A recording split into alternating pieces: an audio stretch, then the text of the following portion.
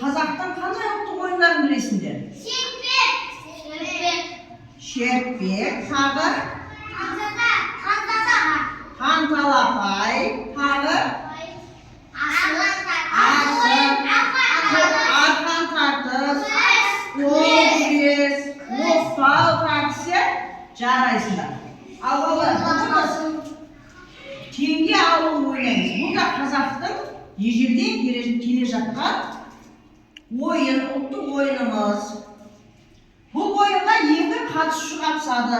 Әр топтан бір-бір қатысушыдан қатысады. Қай топ? Мына теңгені шарты түсіндіріп, теңгені бірінші алады, сол жеңіске жетеді. Келе ғой. Кел айну. Қазір әуен қойылады.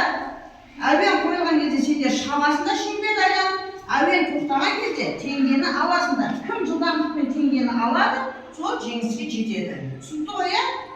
Бастаймыз.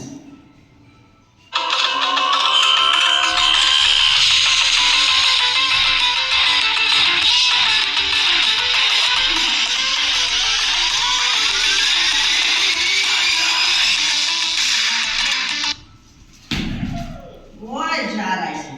Кім алды теңгені? Айбол алды. Яғни Айболдың тобы бір ұпай жинады деген сөз. Келе ғой, Сейітбек.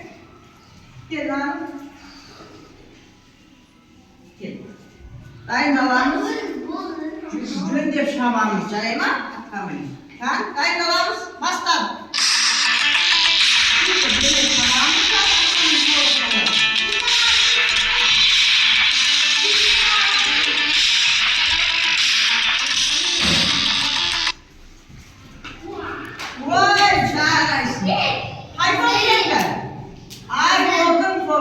Жарайсыңдар.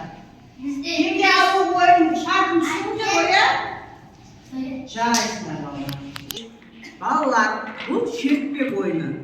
Қазақтың ежелден келе жатқан асықпен ойнайтын ойын. Ережесін түсіндіріп кетейін, балалар, қараңдар. Қолдарында қанша асық бар? 5 асық. 5 асықты тізіп қоямыз, міне. Мына жерде 5, 4, 3, 2, 1. Шертеміз мына 5 асықты, қараңдар. Шерткен кезде асығымыз қай ұпайға түседі, сонша ұпай жинаймыз. Түсінді ғой, иә? 3. Қанке, Ахмат, бастаймыз. Асық шертеміз.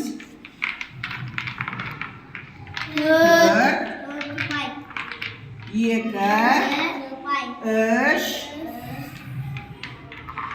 2, 3, 6, 10, Ахмат 14 ұпай жинады. Жарайсың.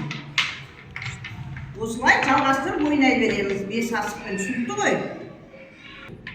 Балалар, шертпек ойынның ережесін түсіндіңдер ғой, иә? Әр ойыншы 5 асықтан алып, тізіп қойып шертеді. Қанша ұпай жинайтынын асық шерткен жерге түскеннен мәлім болады. Соны есептеп, шертпек ойын кім жеңіске жететінін есептеп аламыз. Жарайды ғой, түсіндіңдер ғой, иә?